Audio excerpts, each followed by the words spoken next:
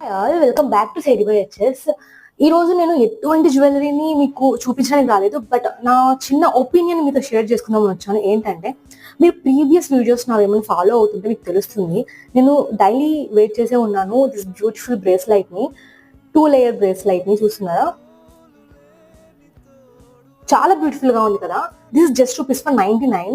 నేను just new collection వచ్చింది కదా నాది సెహరీకి, దాంట్లో దీన్ని నేను తెప్పించాను just 1 piece, single piece, because కొత్తగా వచ్చాయి ట్రై చేయండి అన్నప్పుడు.